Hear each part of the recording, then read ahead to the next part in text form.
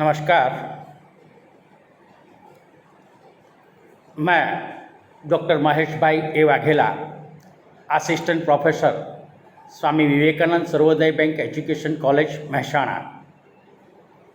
मैं human resource development centre Gujarat university Ahmedabad द्वारा आयोजित दिनांक 6/9/2022 से दिनांक 19/9/2022 के दौरान जो तृतीय ऑनलाइन रिफ्रेशर कोर्स के आयोजन किया गया है उसमें सभी का हार्दिक स्वागत करता हूं।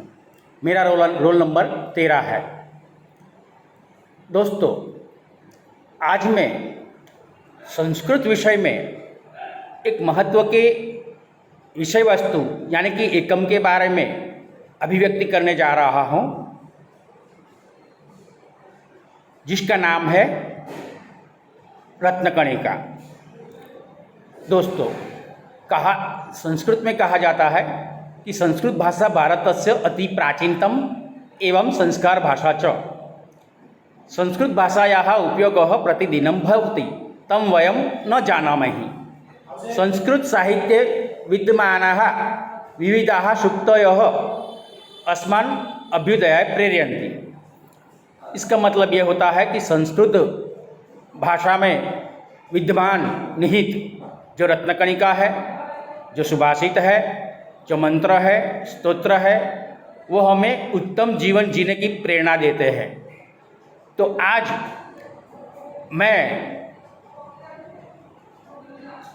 संस्कृत में एक महत्व की रत्नकणिका के बारे में आपको जानकारी दूंगा, जिसका नाम है विद्याविहीनः नरः पशुः अस्ति।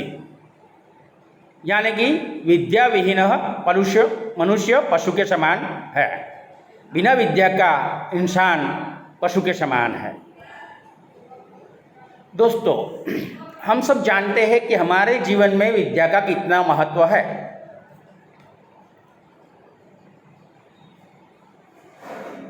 नीति शतक के रचयिता भर्तृहरि, उन्होंने नीति शतक नाम के ग्रंथ में विद्या आदि अनेक विषयों में उनकी महत्वता और प्रशंसा की है। तो विद्या प्राप्त करके मनुष्य महामानव बन सकता है, युग पुरुष बन सकता है, दिव्य पुरुष बन सकता है। दोस्तों, विद्या उसका अर्थ होता है विद, उसमें एक विद धातु रहा है, जिसका अर्थ होता है जानना। विद्या का दूसरा अर्थ होता है ज्ञान। विद्या उसे संस्कृत में ज्ञान भी कहते हैं, हिंदी में शिक्षा कहते हैं, गुजराती में उसे केळवणी शिक्षण कहवाय छे और इंग्लिश में उसे एजुकेशन कहते हैं। तो दोस्तों, विद्या मनुष्य का तीसरा नेत्र है। विद्या पारसमणि के समान है। विद्या कल्पवृक्ष के समान है। विद्या एक उत्कृष्ट देवता है। विद्या हमारी सबसे प्यारी दोस्त है और ज्ञान प्राप्त करने से ही मनुष्य महापुरुष बन सकता है। विद्या के बारे में अन्यत्र भी कहा गया है कि एक श्लोक में कहा गया है, न चोरहार्यम न च राजहार्यम न भ्रातृभाज्यम न च भारकारी व्यये कृत्ये वर्धत एव नित्यम विद्याधनम सर्वधनम प्रदानम। इसका मतलब ये होता है कि जिसे चोर चोरी नहीं कर सकता, जो भाइयों में विभाजित नहीं हो सकता, जिसे राजा हार नहीं सकता और जिसका उपयोग करने से हमेशा सदैव वो बढ़ता ही रहता है, ऐसा विद्यारूपी धन सर्वधनों में प्रमुख है, मुख्य है, श्रेष्ठ है। दोस्तों, विद्या प्राप्त करके डॉक्टर बाबा साहेब आम्बेडकर, जिसे सिंबल ऑफ नॉलेज कहा जाता है, उन्होंने भारत का संविधान लिखा। संसार का सबसे विद्यावान मनुष्य उन्हें कहा जाता है। विद्या प्राप्त करके हमारे दिव्य पुरुष स्वामी विवेकानंद, उन्होंने कहा है, उठो जागो और ध्येय प्राप्ति तक डटे रहो। स्वामी विवेकानंद ने हमारी भारतीय सनातन संस्कृति का समस्त विश्व में प्रचार एवं विस्तार किया। विद्या प्राप्त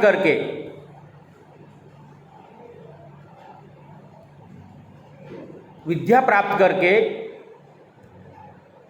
महात्मा गांधी जी उन्होंने भारत देश को आज़ादी दिलवाई। विद्या प्राप्त करके लौह पुरुष कहे जाने वाले सरदार वल्लभ भाई पटेल उन्होंने भारत देश में अलग अलग रजवाड़े में विभाजित राजाओं को एकत्रित किया, समझाया और अखंड भारत का निर्माण किया। महात्मा गांधी जी उन्होंने भी भारत की आज़ादी दिलवाने में महत्तम योगदान दिया। और विद्या प्राप्त करके हम सब जानते हैं कि राजा राम मोहन राय जैसे महान व्यक्ति जिन्होंने सामाजिक परिवर्तन में अमूल्य योगदान दिया। विद्या प्राप्त करके सनातन संस्कृति के प्रचारक आद्य गुरु शंकराचार्य उन्होंने भारतीय सनातन संस्कृति का ब्रह्मसूत्र नामक ग्रंथ लिख के प्रचार प्रसार एवं विस्तार किया। इन सब बातों से क्या होता है, क्या पता चलता है कि विद्या का हमारे जीवन में कितना महत्व है। मगर जो इंसान विद्या प्राप्त नहीं करता उनका आहार विहार वाणी एवं बर्तन अच्छा नहीं होता। उनको बैठने का, उठने का, जागने का कुछ भान नहीं होता कि हम कैसे बैठे, कैसे उठे, क्या खाए, क्या पिए। उनका व्यवहार पशु जैसा होता है। ऐसे लोग आतंकवादी जैसे होते हैं। आतंकवादी का कोई धर्म नहीं होता, कोई जाति नहीं होती। उनको अच्छी शिक्षा मिली होती, अच्छी विद्या मिली होती तो वो भी इंसान बनते। विद्या के बारे में कहा गया है कि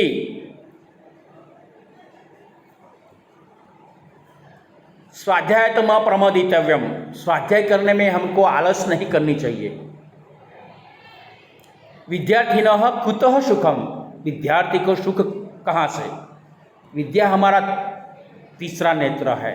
विद्या प्राप्त करके डॉक्टर APJ अब्दुल कलाम, जिसे मिसाइल मैन कहा जाता है, वो भारत के प्रसिद्ध वैज्ञानिक है और हमारे राष्ट्रपति भी रह चुके हैं।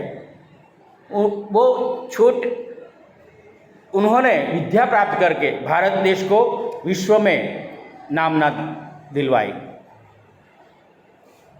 संस्कृत में कहा गया है कि माता शत्रु पिता वैरी यन बालो न पठति न हंस मध्य शोभते बको यथा।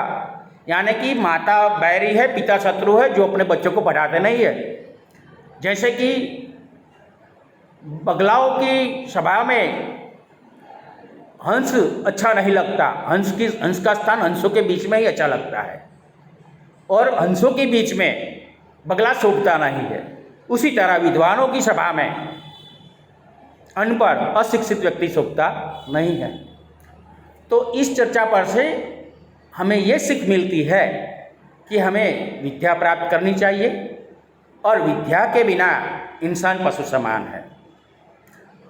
और अंत में मैं डॉक्टर महेश भाई Vaghela, UGC human resource centre, Gujarat university Ahmedabad का बहुत आभारी हूँ कि उन्होंने मुझे इस ऑनलाइन तृतीय रिफ्रेशर कोर्स में सहभागी होने का और विद्या के बारे में मेरे विचारों को अभिव्यक्त करने का सुवर्ण अवसर दिया।